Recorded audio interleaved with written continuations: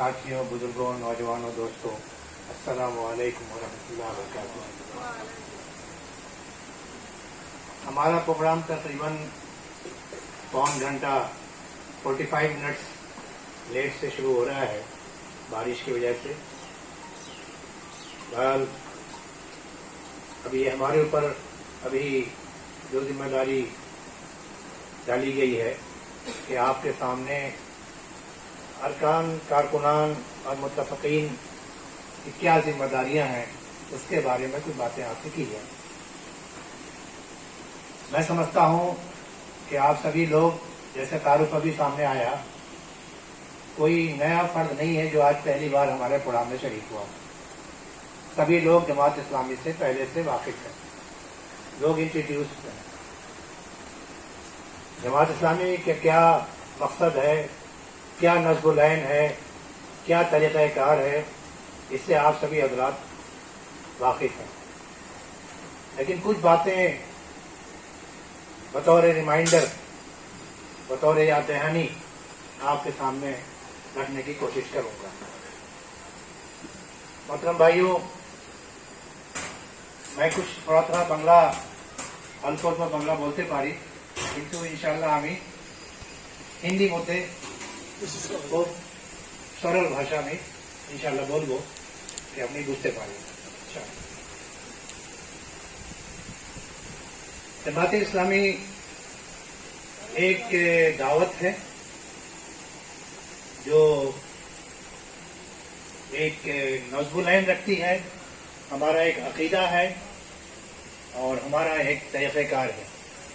हमारा अकीदा ये जमात इस्लामी का दस्तूर है, जो आपने उसको अपनी असमिया भाषा में भी पढ़ा होगा, देखा होगा, समझा होगा। हमारा अकीदा ला इलाहा इल्लल्लाह मुहम्मदुर रसूलुल्लाह है और ये जमात इस्लामी का अकीदा है। हर मोमिन का अकीदा होता है, वही अकीदा जमात इस्लामी का भी है। और हमारा जो नज़्बुल-ऐन है, हमारा जो मकसद है, नेम्स ऑब्जेक्ट्स है, वो है कि इसको इकामत दीन को कायम करना, नाफिज करना। जिस कलमा को हमने पढ़ा है, जिसको समझा है और उसको समझने और पढ़ने के बाद उसको अपनी जिंदगी पर, अपने पूरे बॉडी पर और उसके साथ साथ इस दुनिया पर उसको नाफिज करना, ये हमारे नज़्बुल-ऐन होना चाहिए। और ये वही नज़्बुल-ऐन है जो अंबियाए कराम ने, हमारे आखिरी नबी हजरत मोहम्मद मुस्तफ़ा सल्लल्लाहु अलैहि वसल्लम ने जो हमको जिम्मेदारी सौंप के गए, उम्मत मोहम्मदिया पर ये जिम्मेदारी आयद करके गए कि तुम्हें अब इस दुनिया में जिस अकीदे को तुमने अपनाया है, जिस नज़्बुल-ऐन को अपनाया है, उसको तुम्हें अपने ऊपर और इस दुनिया पर उसको नाफिज करना है। जमात इस्लामी हिंद ने भी अपना इसी को अपना नज़्बुल-ऐन बनाया। 1941 में जमात इस्लामी का वजूद अमल में आया, जिसे हमारे बानी तहरीक हजरत मौलाना मौदूदी रहमतुल्लाह अलैह ने इस तहरीक को, उसकी बुनियाद डाली, उसको फॉर्म किया। और 1941 में पूरे हिंदुस्तान से उलमाए कराम और दीन पर जो बड़े बड़े सोचने समझने वाले लोग थे, उनको इकट्ठा किया और उनके सामने अपने पैगाम को रखा और ये कहा कि इस नज़्बुल-ऐन को कायम करने के लिए और अंबिया की दावत को नाफिज करने के लिए जो जिम्मेदारियां हम पर आयद होती हैं, इसको तक पहुंचाने के लिए हमें एक तहरीक की जरूरत है। और वो तहरीक जमात इस्लामी हिंद, जमात इस्लामी के नाम से नाफिज। और जमात इस्लामी, जब जमात इस्लामी हिंदुस्तान और पाकिस्तान अलग अलग हो गया, तो फिर वो तहरीक जमात इस्लामी हिंद के नाम से यहाँ पर उसका फिर से नफाज अमल में आया 1948 में।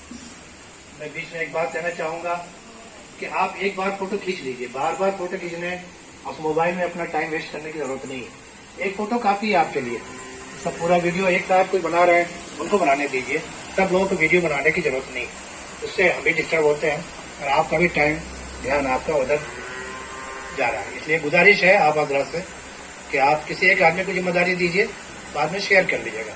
हर आदमी मोबाइल चलाता रहेगा, आप भी डिस्टर्ब हो जाएंगे और मैं भी डिस्टर्ब होऊंगा। इसलिए आपसे गुजारिश है कि आप मोबाइल को बंद रखिए, माफ कीजिएगा। मेरे साथियों बुजुर्गों, इस तरह से तहरीक की बुनियाद पड़ गई और तहरीक फिर धीरे धीरे आगे बढ़ती रही और आज अल्हम्दुलिल्लाह पूरे हिंदुस्तान में जमात इस्लामी के नाम से, जमात इस्लामी हिंद के नाम से पूरे हिंदुस्तान में कोने कोने में और वो काम अपना अंजाम दे रही है। उसके बहुत सारे पॉलिसी प्रोग्राम है, हर 4 साल पर उसका पॉलिसी प्रोग्राम बनता है, चेंज होता है। आपके मशवरे से वो अपने प्रोग्राम को चलाती है और मरकजी शुरा होती है जो मशवरा करके पूरे हिंदुस्तान के हालात को सामने रखते हुए फैसला करती है और वो मुख्तलिफ प्रोग्राम, मुख्तलिफ पॉलिसी बनाकर हालात को देख करके वो प्रोग्राम को मुरतब करती है और उसको अमली जामा पहनाती है और आपकी भी उसमें ताउन लेती है। मोहतरम साथियों, हमें ये जानना जरूरी है कि हमारी जिम्मेदारियां क्या है। हम जमात इस्लामी से सिर्फ फॉर्म भर करके अपनी जिम्मेदारी से हम उसको पूरा कर लिया, वो काफी नहीं है, बल्कि इस दस्तूर को, ये दस्तूर जो किताबी शक्ल में है, उसको पढ़ने के बाद इसको पूरी तरह से उस पर अमल करना, उसको अपने पूरी जिंदगी में नाफिज करना और दूसरों तक इस पैगाम को पहुंचाना, ये हमारी बड़ी जिम्मेदारी है। मोहतरम साथियों, हमारी तहरीक के लिए एक तो मरकजी सतह से जमात इस्लामी काम कर रही है, वहाँ पूरी एक टीम होती है। फिर स्टेट लेवल पर हमारा एक सिस्टम होता है, नज़्म होता है। उसके बाद फिर वो यूनिट्स लेवल पर होता है, हमारा डिवीज़न लेवल पर होता है, डिस्ट्रिक्ट लेवल पर होता है। फिर उसके बाद छोटे छोटे हल्के कारकुनान, हल्के मुत्तफ़िक़ीन, इस तरह से ये काम होता है। हर लेवल पर काम होता है। जहाँ मर्दों में हमारा काम है, वहीं ख्वातीन में, लेडीज़ विंग में भी काम है, महिलाओं में भी काम है हमारा। वहीं हम स्टूडेंट्स में भी हम काम हमारा है। अल्हम्दुलिल्लाह स्टूडेंट्स इस्लामिक ऑर्गेनाइजेशन के नाम पर 1983 से SIO जिसको हम कहते हैं, जिसके हमारे यहाँ आसाम के जिम्मेदार शब्बीर अंसारी साहब भी मौजूद है। इस तरह से पूरे स्टेट लेवल पर उसका भी निज़ाम है, ऑल इंडिया लेवल पर उसका सिस्टम है। उस तरह से फिर GIO, गर्ल्स इस्लामिक ऑर्गेनाइजेशन, लड़कियों में भी काम, ख्वातीन में काम, हमारी जमात इस्लामी हिंद ख्वातीन के नाम से उसका भी पूरा निज़ाम और सिस्टम है। चिल्ड्रन सर्किल में भी काम है, हम चिल्ड्रन सर्किल के नाम पर भी जगह जगह उन पे दीन और उनकी तरबियत के लिए हम काम अंजाम दे रहे हैं। मोहतरम साथियों, फिर उसके अलावा अलग अलग डिपार्टमेंट्स हैं, शोबेजात है, खिदमत खल्क का शोबा है, दावत का शोबा है और बहुत सारे तालीम का शोबा है। फिर इस तरह से कई शोबेजात हैं, 10-12 शोबेजात हैं हमारे मरकज में, इसके अलग अलग सेक्रेटरीज हैं, पॉलिसी प्रोग्राम के मुताबिक उस काम को अंजाम दे रहे हैं। मोहतरम साथियों, हमारे यहाँ जो जमात इस्लामी को समझता है, दावत को, पैगाम को मानता है, हमारे एक्टिविटीज़ में शरीक होना चाहता है, शरीक होता है और उससे वो एग्री हो जाता है, उसको हम मुत्तफिक करते हैं। इसको आप अच्छी तरह से समझ लीजिए। सबसे पहले जो हमारा सिस्टम जहाँ से स्टार्ट होता है, जमात इस्लामी का परिचय आपको हो गया, आपने हमारे दावत को, हमारा जो दस्तूर है, हमारा जो नज़्मुल-ऐन है, हमारा जो अकीदा है, हमारा जो तरीक़ेकार है, काम करने का सिस्टम है, उससे आप एग्री हो गए तो आपको हम मुत्तफिक में शामिल करेंगे। मुत्तफिक के लिए कोई फॉर्म नहीं भरने का जरूरत है। आप मुत्तफिक कहलाएंगे तो आपको हम एक्सेप्ट करेंगे। आप हमारे एक्टिविटीज़ में, हमारे इज्तिमात में, हमारे और जो दीगर काम हैं, जिस काम को हम करते हैं, اس میں آپ اپنا پارٹیسپیٹ کر رہے ہیں، اس میں آپ شریک ہو رہے ہیں، تو ہم آپ کو متفق کہتے ہیں۔ متفق بننے کے بعد تھوڑا آپ کو اور ہماری کتابوں کو، ہمارے لٹریچر کو، آپ نے ہماری دعوت کو اور اچھی طرح سے سمجھ لیا، اور طرح سے غور کر لیا آپ نے، اور زیادہ آپ کا انوالومنٹ ہمارے ساتھ بڑھتا ہے، تو ہم ہی چاہتے ہیں کہ تھوڑا ایک اسٹیج آپ آگے اور بڑھیے۔ اس کو ہم کارکن کہتے ہیں۔ کارکن کے لیے ذرا بھائی ڈسٹربینس نہ ہو پیچھے، خاموشی سے چائے آپ لوگ جو بعد میں آئے پی لیجیے، لیکن ذرا سا خاموشی کے ساتھ۔ تو اس کے لیے ہمارے پاس کارکن بناتے ہیں۔ کارکن کا فارم ہے ہمارے پاس، آپ نے بھی جو کارکن فارم دیکھا ہوگا، یہ کارکن کا فارم یہاں پر سب بڑھنے کے بعد، اور جو اس کے لیے دستور کے مطابق جو ایک ایگریمنٹ ہوتا ہے، اور یہاں نیچے وہاں دستخط کرنا ہوتا ہے، اس کے لیے کیا کیا ورکرز کے لیے کیا کیا جو رسپانسبلٹیز ہے، وہ ساری چیزیں یہاں دی ہوئی۔ جو مین چیز ہے میں بس سمجھا دیتا ہوں آپ کو۔ کارکن کے لیے، کارکن بننے کے لیے دستور جماعت اسلامی ہند کا جو سب سے نمبر 3 جو آرٹیکل ہے، دفعہ 3، وہ عقیدہ لا الہ الا اللہ محمد رسول اللہ، اور اس کو اچھی طرح سے سمجھ لینا اور اس پر عمل پیرا ہونا، سب سے بنیادی چیز تو پہلا یہ ہے۔ نمبر 2 میں جماعت اسلامی کے نظم العین کو جو دستور جماعت میں لکھا ہوا ہے، جو نظم العین ہمارا ہے، اقامت دین، اس کو اقرار کرنا اور اس کو اپنی زندگی کا مقصد بنا لینا، دین کو قائم کرنا اپنی زندگی کا مقصد بنا لینا۔ اور نمبر 3 جو جماعت کا جو سسٹم ہے، طریقہ کار ہے، اس کو بغور پڑھنا، اس کو تسلیم کرنا، ماننا، ایگری ہونا، اور اس کے پابندی کرنا۔ یہ بہت چھوٹی سی چیز ہے جو ایک ورکر کے لیے، ایک کارکن کے لیے وہ لازمی ہمارے۔ اس کے بعد پھر اور ڈیٹیلز میں جو شرائط ہے اور کیا کیا چیزیں ہیں وہ آپ نے پڑھا ہوگا، وہ دیکھ لیجیے گا آپ، وقت نہیں ہے کہ تفصیلات بتائی جائے۔ اس کے بعد پھر یہاں پر آپ کو فارم بھرنا پڑتا ہے، فارم بھر کر کے، اور اس کے بعد ڈیٹیلز ہیں کچھ، ایڈریس، نام وغیرہ لکھ کر کے، کیا آپ کا کوالیفیکیشن ہے، اپنا دستخط کر کے آپ جو آپ کے لوکل وہاں کے ذمہ دار ہیں، ناظم کارکنان، ناظم حلقہ متفقین یا امیر مقامی، وہاں پر آپ اس کو فارم دے دیجیے۔ باقی اس کے بعد آپ کی ذمہ داری ختم۔ آپ کی ذمہ داری یہ صرف ہوگی کہ آپ کو جو آپ کا وہاں کا لوکل ذمہ دار ہوگا، ناظم ہوگا، امیر مقامی ہوگا، آپ کو اس کی پابندی کرنی پڑے گی، اس کے حکم کی اطاعت کرنی پڑے گی۔ وہ آپ کو حکم جو قرآن و سنت کے مطابق دے گا، اس کو آپ کو اس پر عمل کرنا ہوگا۔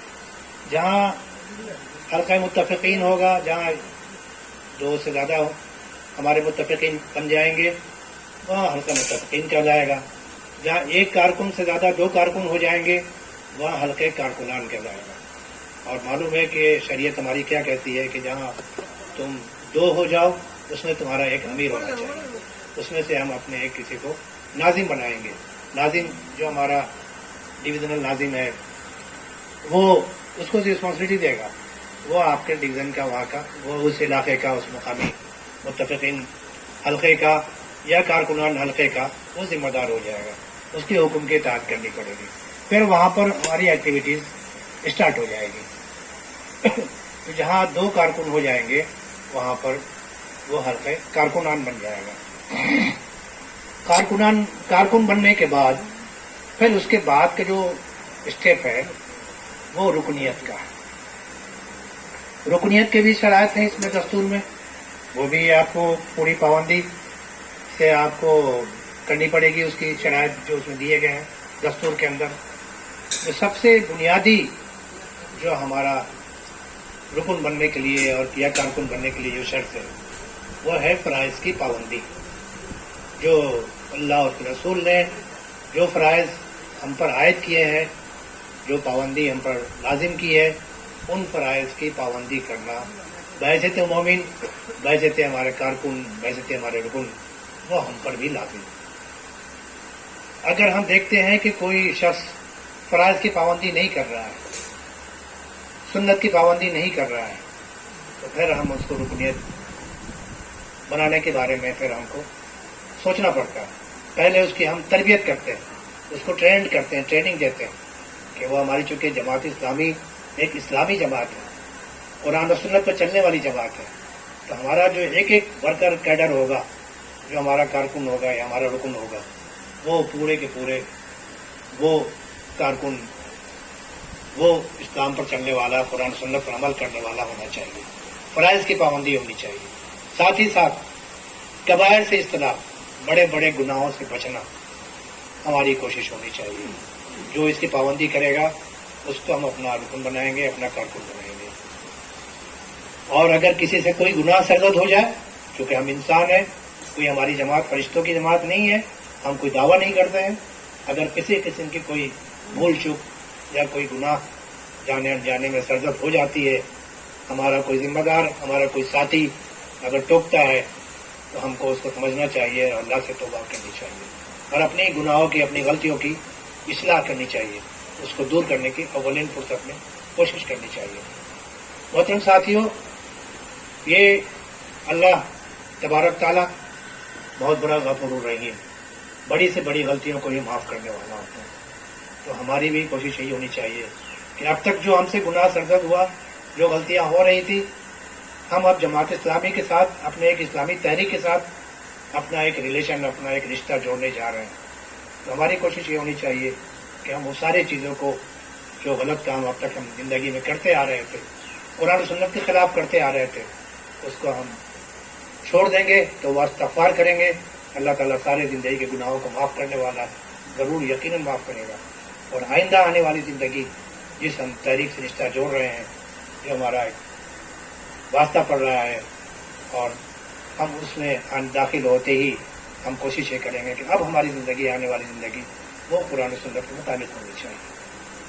کوشش کریں گے, ہم فرائض کی پابندی کریں گے, ہم چھوٹے بڑے گناہوں سے بچنے کی کوشش کریں گے, ہم سارے وہ پابندی کریں گے جو ہدایت ہمارے مرکز سے دی جاتی ہے, جو ہمارے حلقے سے آئے گی ہمارے پاس, وہ چیز ہم اس کو پابندی کرنے کی کوشش کریں گے. ہمارے یہاں اپنی تربیت کے لیے ایک پورا سسٹم بنا ہوا ہے, ایک نظام بنا ہوا ہے. ہمارا ویکلی اجتماع ہوتا ہے, منتھلی اجتماع ہوتا ہے, تربیتی اجتماع ہوتا ہے, دعوتی اجتماعات ہوتے ہیں, اور طرح طرح کی ایکٹیویٹیز ہوتی ہیں. ہم جب سمجھ لیں گے جماعت کو, تحریک کو, اس کے ساتھ اپنا ایک رشتہ جوڑ لیں گے, تو پھر ہماری کوشش یہ ہونی چاہیے کہ ہم جو بھی ہمارے اوپر جو پابندی سرکولر آئے گا ہمارے پاس, جو بھی ہمارا امیر مقامی, ہمارا ناظم جو ہمیں ہدایت دے گا قرآن و سنت کی روشنی میں, ہم اس پر عمل کرنے کی پوری کوشش کریں گے. محترم ساتھیوں, بھائیوں, یہ تحریک ایسی نہیں ہے کہ ہم نے اپنے آپ کو جماعت سے رشتہ جوڑ لیا, بس ہو گیا کافی, ہم نے جنت کا سرٹیفکیٹ لے لیا. ایسا ہرگز نہیں. اس غلط فہمی میں نہیں پڑنا چاہیے ہمیں کہ ہم جماعت اسلامی کے اگر رکن بن گئے, کارکن بن گئے, تو ہمیں جنت کا سرٹیفکیٹ مل گیا. ایسا نہیں ہے. ہم کو اپنی اصلاح کی طرف ہر وقت چوکنا رہنا ہے. کوئی شخص یہ دعویٰ نہیں کر سکتا مرتے دم تک کہ وہ گناہ سے پاک ہو گیا. وہ ہر وقت شیطان اس کے ساتھ لگا ہوا ہے, چاہے وہ رکن بن جائے, چاہے وہ امیر مقامی ہو, چاہے وہ ناظم ہو, امیر جماعت ہو, کوئی بھی, شیطان ہر ایک کے ساتھ لگا ہوا ہے. خون کے نس نس میں وہ شیطان دوڑتا رہتا ہے. ہر وقت ہمیں چوکنا رہنا پڑے گا. ہمیں ہر وقت استغفار کرتے رہنے کی ضرورت ہے. ہر وقت ہمیں آگاہ رہنے کی ضرورت ہے. اس کے لیے ہمارا ایک سسٹم بنا ہوا ہے کہ ہمارا جو تربیت ہے, قرآن سنت سے ہمارا رشتہ, ریلیشن مضبوط سے مضبوط تر ہو. اس کے لیے ہمارا جو ہے کہ ہمارا ایک تربیتی نظام, ہمارے یہاں سسٹم بنا ہوا ہے. لوکل لیول سے لے کر کے سینٹرل لیول تک ہمارا ایک پورا سسٹم بنا ہوا ہے.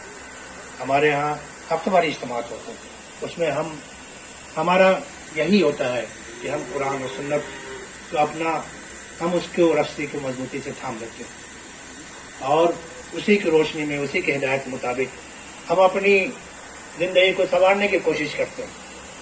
اور صرف یہی نہیں, ہم چاہتے یہ ہیں کہ ہمارے بعد پھر ہمارا گھر, ہماری بیوی, بچے, ہمارے رشتے دار, ہمارے ریلیٹیوز, ہمارے سمبندھی, وہ لوگ بھی دین سے واقف ہوں, وہ لوگ بھی تحریک سے جڑے. تو ایسا نہیں ہونا چاہیے کہ ہم تو جماعت اسلامی سے تاریخ سے جڑ گئے، ہم نے اپنی اصلاح کر لی، لیکن ہمارے بیوی بچے گمراہ